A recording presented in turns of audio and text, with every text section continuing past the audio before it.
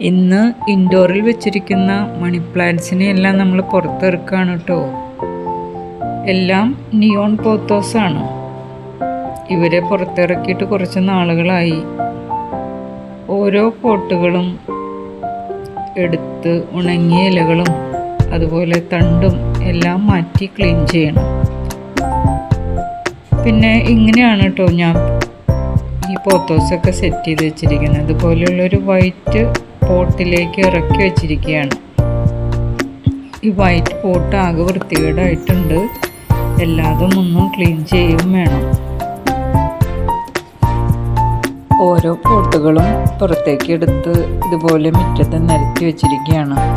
ഇന്നൊരു മഴ ദിവസമാണെന്ന് അറിഞ്ഞത് കൊണ്ടാണ് ഈ ചെടികളെല്ലാം പുറത്തിറക്കാനായിട്ട് ഞാൻ ചിന്തിച്ചത്.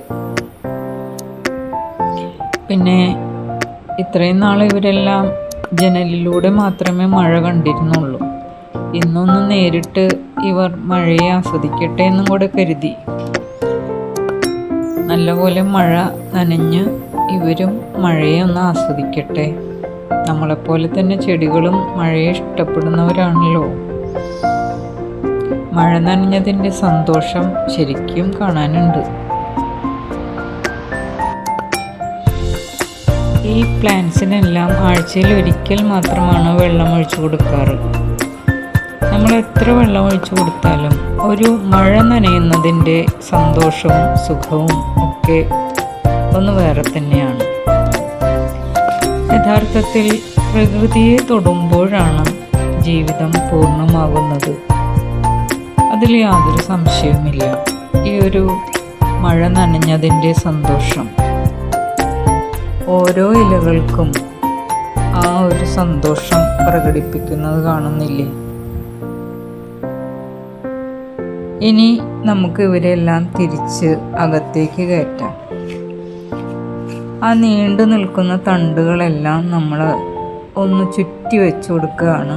എന്നാലാണ് ഒരു ബുഷിയായിട്ട് നിൽക്കുകയുള്ളൂ. ഓരോ പോട്ടുകളും ഇതുപോലെ തിരിച്ച് ആ വൈറ്റ് പോട്ടിലേക്ക് ഇറക്കി വെച്ച് നീണ്ടു നിൽക്കുന്ന തണ്ടുകളൊക്കെ ഇതുപോലെ ചുറ്റിക്കൊടുത്ത് നല്ല രീതിയിൽ ബുഷിയായിട്ട് നിർത്താൻ വേണ്ടി നമ്മളിങ്ങനെ സെറ്റ് ചെയ്യുകയാണ്. ഇനി തിരിച്ച് ഇവരുടെ പഴയ ഇരിപ്പിടത്തിലേക്ക് നമ്മൾ കൊണ്ടുപോവുകയാണ്. ഇതാണ് ഇവരുടെ ഇരിപ്പിടം.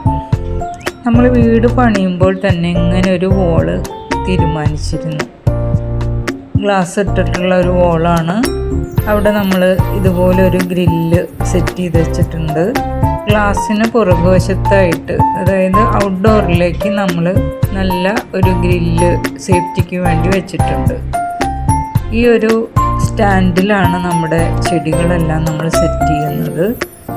ഇതുപോലെ വുഡൻ പീസുകളാണ് നമ്മൾ ഈ ഓരോ കോർണറുകളിലായിട്ട് ഈ ഗ്രില്ലിൻ്റെ ഒരു ട്രയാങ്കിൾ ഷേപ്പിൽ വരുന്ന ഓരോ കോർണറിലും നമ്മളിതുപോലെ വുഡൻ പീസ് വെച്ചിട്ടാണ് നമ്മൾ ഓരോ പോട്ടുകളും സെറ്റ് ചെയ്യുന്നത്.